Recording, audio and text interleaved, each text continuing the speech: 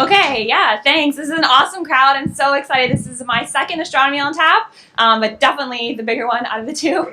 I'm Johanna Teske, and I want to thank you also for coming out this evening. I, as you might be able to tell from the title of my talk, am a fan of baseball. My team is out of the series already, as you will see, but I wanted to talk tonight about kind of the combining of two of the things that I really love, which are exoplanets and baseball. And so first I just wanted to quickly talk about what is an exoplanet. And I wanted to make this very clear because recently I was doing another outreach event called Science Train. So I live in Los Angeles and was riding around on the LA Metro with the sign that I had written on a piece of like cardboard in my own handwriting. I didn't have any like official shirt on or anything, and I just had like astronomy questions. And I was riding around on the Metro trying to just be like, ask me questions, like I want to engage, I want to tell you things about the universe. And so one of the questions was, what is an exoplanet? And so I'm trying to like not freak people out and just waiting for them to ask me questions, but looking at them eagerly. And someone says to me, okay, so what is an exoplanet? And I was totally ready, like had my answer prepared, and I was like, okay, so you know what an exoskeleton is? And they were like, no. I was like, okay, so it's insects. You've heard of those? Yeah, okay. And so they have skeletons on the outsides of their body. So what do you think? Like exoskeleton, what do you think that means? I don't know. Okay, so like exo on the outside of their body, exoplanet. No, I don't know. What is that? Okay, so exit. What does exit mean? Okay, that means to leave. Okay, so exoplanet, a planet that left the solar system. And I was like, no, that's wrong. Okay, science communication fail. So I want to get this straight now. So exoplanets are not planets that have left our solar system, but planets that are in other solar systems. So planets that, as far as we know, orbit other stars. There are these things that maybe are rogue planets that might form around stars and then get ejected, but all the planets that we've detected are so far around stars. And so this is an artist's rendition of exoplanets. This is not a real picture, and there are some things I like about this and some things I don't. One is that this isn't actually a picture of what our observations of exoplanets look like. And in fact, detecting these planets around other stars, it's mostly indirect methods. So either looking for how the planet affects the star's light when it's passing in front of it, or how it's gravitationally affecting the light. Now this is a picture of real exoplanets. And so you can see, this is a beautiful movie taken over a few years. You can see in the bottom corner of planets orbiting a pretty massive star. And so for a few cases, we can take an actual picture of the planets and get light from the planets just like this. But in most cases, it's not. So we have to have these artist renditions. The one thing I like about this is that I think it gives an idea of one of the facts about exoplanets, which is that we think they orbit almost every star. That most of the stars, at least those in our galaxy, have exoplanets of various sizes. And so that's what really motivates my research, understanding this diversity of exoplanets. And so here I have, again, an artist rendition. The dashed lines represent sort of where the Earth would be in this temperature density space.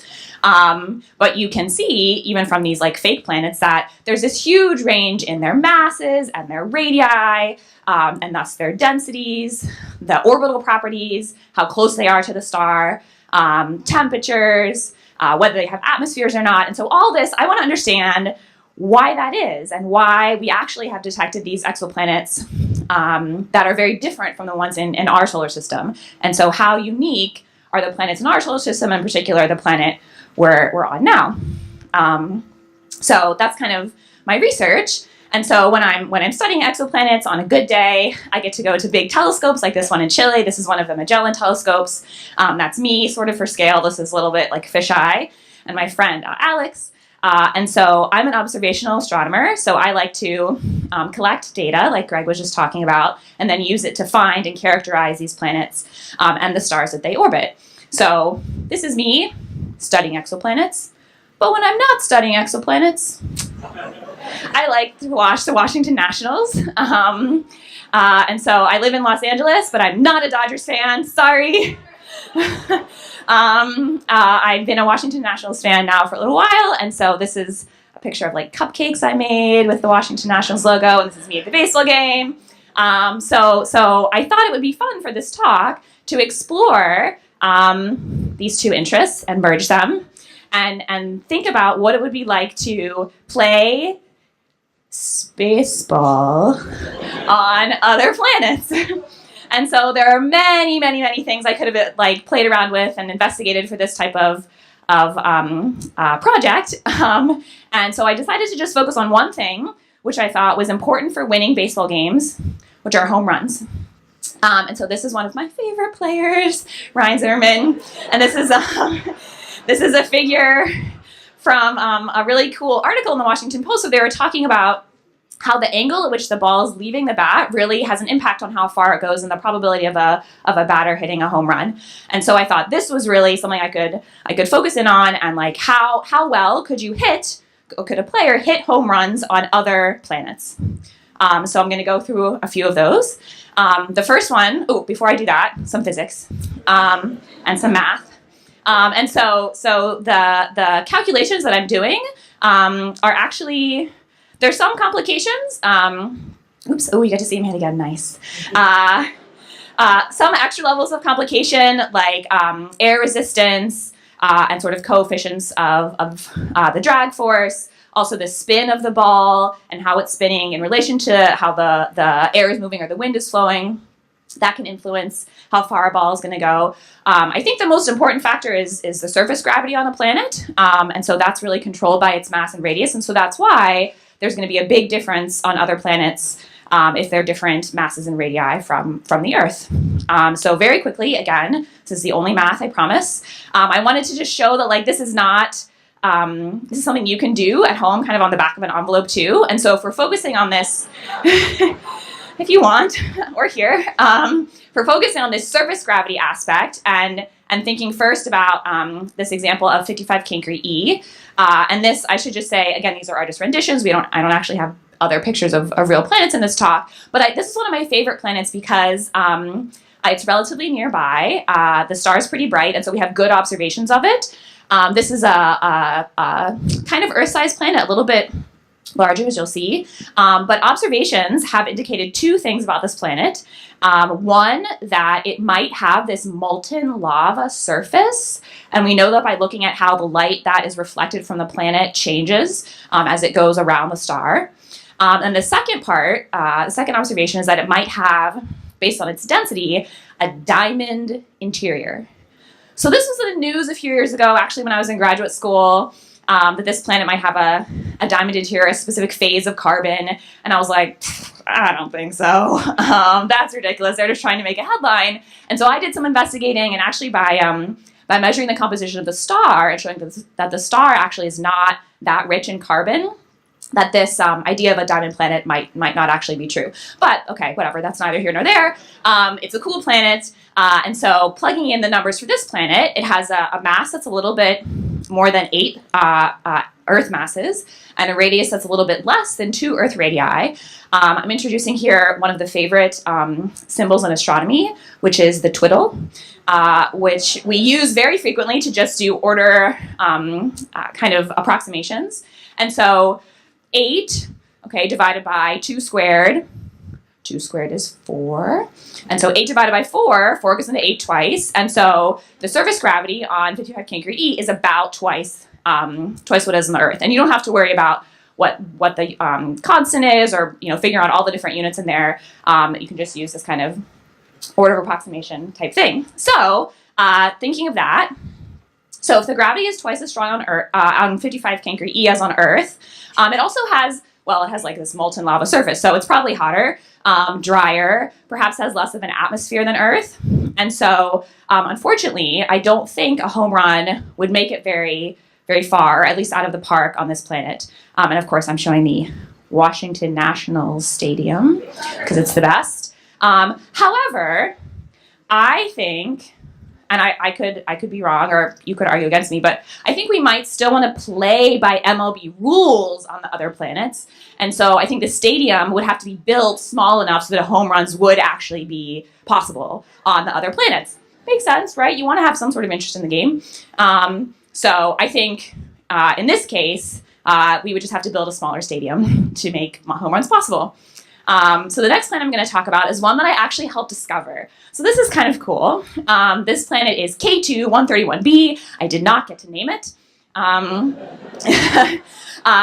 the K2 is indicating that it was detected by kind of the successor of the Kepler spacecraft, which is called K2. And this was announced very recently. It's on the NASA webpage. You can look it up. This is the press release.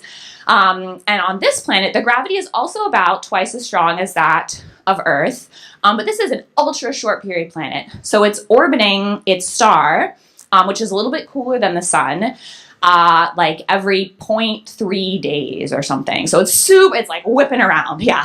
And so on this planet, I think that while the gravity is about the same as Earth, it probably doesn't have much of an atmosphere because it's been blown away by being so close to the star.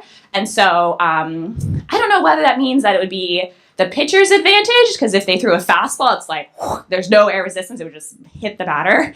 So that might not be good. Or if it's the batter's advantage, because you're not going to be able to throw a curveball or a screwball or anything like that, because that relies on having the air resistance interacting with the spin of the ball. So maybe this is an okay place to play baseball. I'm not sure. This is a very newly detected planet, so I might want to gather more information before going there to play baseball. And so then the last system that I'll talk about is this TRAPPIST-1 system, which you may be familiar with because it was named, I believe, after a beer, an alcoholic beverage. And this was this really exciting system announced earlier this year. It has 7 planets, which one of my colleagues and I, we've selected names for each of them based on like Snow White and the Seven Dwarfs. So like H is happy, G is gassy, E we decided was eeny. And so on this planet, the gravity is actually not as strong as it is on the Earth. It's about 0.74 times as strong. But based on papers that I've read, so there have now been a lot of papers written about these planets, whether they might be habitable, whether they have similar atmospheric conditions as Earth. And so for particular, TRAPPIST-1e, it seems to have a higher atmospheric pressure, also a cooler surface temperature, and the humidity is still, I'm not sure about, but like saying it's probably less humid. Then home runs are probably also hard on this planet. Again, if we built the stadium super, super small, then it might be okay. But using kind of the same scaling relations as I did for 55 Cancri E, the ballpark is still too big for home runs to make it out. So maybe Eenie is not so good a place to play baseball. However, I hope that I've convinced you during this talk that we should all write to the International Astronomical Union, who makes up the rules about exoplanets, and we need to propose this new categorization scheme, the Planet Baseball Index. And so here I've shown one of these NASA travel posters, and maybe like you could hit a ball off of one of the TRAPPIST planets and it would go to the other one, just like in my mind. So I strongly advocate for this. Please write your IAU representatives, and I'll take your questions now.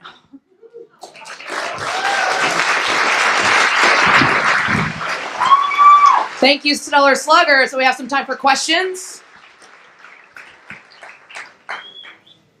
Going up to the balcony first? Nope. Okay, sir. Right there.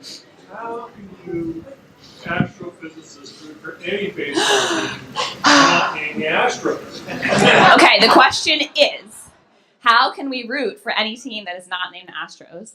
And my response, for me personally, I will also let you answer. I'll answer next. For me personally, the nation's capital is Washington, D.C. So I believe the Washington Nationals are the nation's team, and we should all be rooting for them. I'm from Los Angeles. Before I decided to become an astronomer, I was going to be a pediatrician, so like, go Dodgers. Yeah.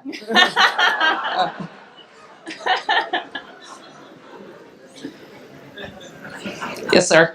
How do we study the composition of the atmosphere? How dense it is? How we get? So the question is, how do we study the composition or the density of exoplanet atmospheres? And so there are a couple different ways we can do that. One, you can get some information from that figure that I showed on one of the first slides, those directly imaged planets. If you're getting the flux directly from the planet, you can take a spectrum like Greg showed and look for specific features from different molecules. You can do something similar if the planet passes in front of the star or behind the star, of looking at the light that is coming through the planet's atmosphere from the star to you. And the planet's atmosphere will absorb different types or wavelengths of light based on what its composition is. And so that gives us an idea of the composition, and also the height of the atmosphere tells us how heavy or dense it is. Man standing by the bar. So you said a lot of ways that exoplanets are detected by they pass in front of a star and suddenly dim the light. Yeah. How do you distinguish that versus sunspots? Great question. So the question is, I've been talking about planets passing in front of stars as a way to detect them, and how do I distinguish that from star spots? And so I think the way that I would distinguish it from star spots is star spots tend to actually evolve over relatively short time periods. Even just as the star or as the spot is crossing the surface of the star, it can change in its signature in the light that we observe. Whereas a planet, unless it's blowing up or really drastically evaporating, it's going to have this very periodic, predictable signature in the dimming of the star's light. There are also other ways that we can try to confirm planets that have been detected using different techniques. And so actually, most of the time, we try to do that and not just rely on the dimming of the star's light. Standing by the wall. Last question. Ooh, okay. The question is, what do I think about Tabby's star? And let me explain. So I actually know Tabby Boyajan. She's quite nice, and very interested in this Tabby star, as you might imagine. And so this is a star that has been observed by some of these space satellites, as well as from a lot of ground-based observers. And it has this periodic dimming of its light, but the depth of the dimming, or the magnitude of the dimming and how frequently it occurs, actually varies a lot. And so that's actually a great follow-up question, because it's not as predictable as I was saying that most planets are. And so we actually think, or the most popular, I think, opinion right now is not that it is some sort of alien megastructure, although that was proposed by an astronomer whom I also know. That's annoying that he would do that, but whatever. I think he is fascinated by this too, right? It's exciting that maybe that could be what it is, but I don't think that is what it is. We think it's some sort of evaporating cometary material that isn't that's heterogeneous and is changing every time it passes in front of the star. And so there have been a few more of these types of stars found, called Dipper stars. But it's, kind of this new population, and we might be able to learn something, again, more about how the rocky belts in our solar system formed and evolved by observing these types of stars. Great, wonderful. So let's thank Stellar Slugger again, Dr. Johanna Teske.